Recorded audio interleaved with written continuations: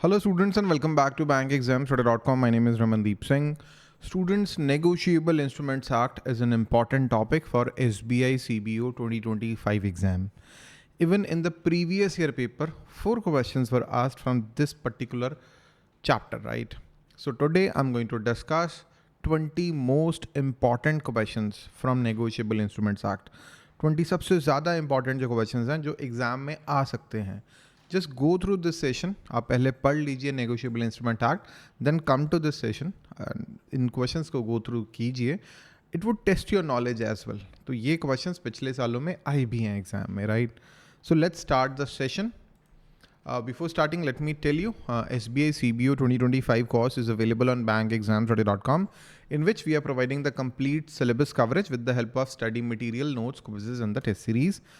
Link to join the course is available in the description, and this is my WhatsApp number where you can contact me. So let's start with the question number 1. Which of the following is not a negotiable instrument? So according to the Negotiable Instruments Act, there are only 3 kinds of negotiable instruments: promissory note, bills of exchange, and a check. So fixed deposit receipt is not a negotiable instrument. Okay. FDR negotiable instrument नहीं है. What is the maximum validity of a check? So it is 3 months. After 3 months a check becomes stale. जब आपको कोई check मिलता है तो उसको 3 महीने के अंदर अंदर आप बैंक में उसको लगाएं, नहीं तो वो स्टेल हो जाता है. A holder in due course. So a holder in due course is a person who got the check, जिसको चेक मिला है in good faith. First of all, in good faith for a value. In good faith for a value, right? So a holder in due course is a person who got the check in a good faith for a value, right? So A ने B को check दिया, B ने वो check C को दे दिया, and C को वो check मिला है B से for goods or services he has provided to B. C ने कुछ services provide करी थी इसलिए वो चेक मिला है. So he is a holder in due course. So he obtains the instrument before its maturity. Third point, for a value and before its maturity. Before its maturity. So a holder in due course is a person who obtains the instruments before its maturity for a consideration. Okay.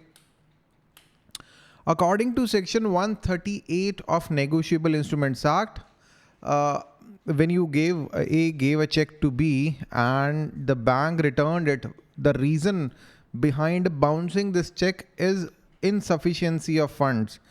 Check जो bounce हुआ है, it is not caused by sign mismatch or any other operational cause. It is due to insufficiency of funds. ऐसे cases में जो है section 138 लगेगा. A check is considered stale after 3 months. Who can cross a check? A holder or a drawer can do the check crossing. Which of the following is true about bearer check? A bearer check is payable to any person holding the check. So if you got a bearer check in which name is not mentioned, right? You can go to a bank branch and you can encash the check. Anybody can encash the check and you will get the cash. What does not negotiable imply? The transferee cannot have better title than the transferor. Not negotiable basically means A, gave a check to B and on the crossing he mentioned not negotiable. If he mentions not negotiable, B cannot negotiate this check to C. B cannot give this check to C. Okay. A promissory note must contain an unconditional promise to pay. There should be no condition on a promissory note. It should be unconditional. In case of dishonour of a check, the complaint must be filed within how many days from the expiry of 15 days notice? Within 30 days, the complaint must be, after So after 15 days from the expiry of dishonour of the check, the complaint must be filed within 30 days. So after issuing a notice to the drawer, the payee must file the complaint within 30 days if the drawer fails to pay. The presumption under Section 139 of Negotiable Act is in favor of the holder. So in case you, Mr. A, you give a check to Mr. B, right? So in the, let's say the amount is rupees 1 lakh rupee. You gave a check of rupees 1 lakh to Mr. B. So Section 139 of Negotiable Instrument Act, it believes that Mr. B got this check for some value and he is true, right? So if Mr. A says that Mr. B actually made a theft, or he got, he did a theft and he got this 1 lakh rupee check, Mr. A needs to prove it, right? So the presumption under Section 39 of Negotiable Act, it is in the favor of holder. It is in the favor of Mr. B.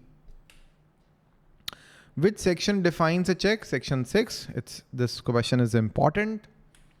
Who is drawee in case of check? In case of a check, drawee is always the bank on which the check is drawn, right? So drawee is always the bank, because banks, it is certain banks check, right? So in case of a check, the bank is always the drawee, and this question is very important.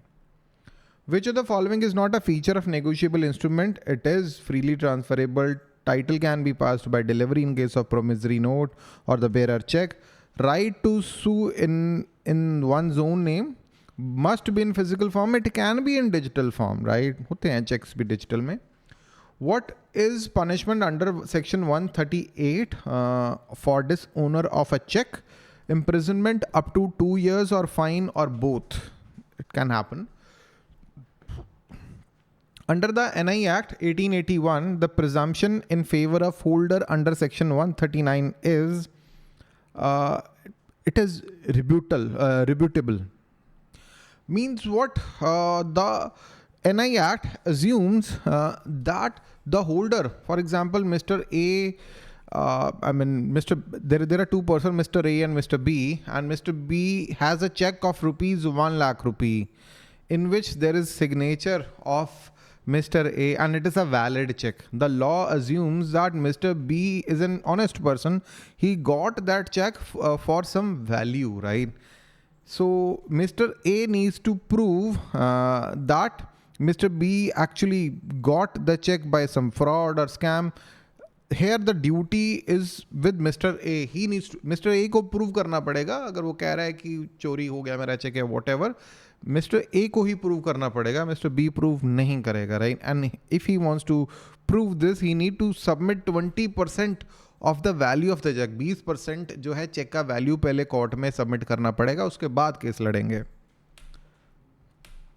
Which section provides for interim compensation in check dishonour cases? In the last slide, I told you 20% पहले interim compensation देना पड़ेगा. This is under section 143A of the check amount during the trial. Even before the judgment, during the trial, 20% has to be paid by the drawer, right? तो वो drawer जो है वो 20% देगा, अपने आप को not guilty prove करेगा.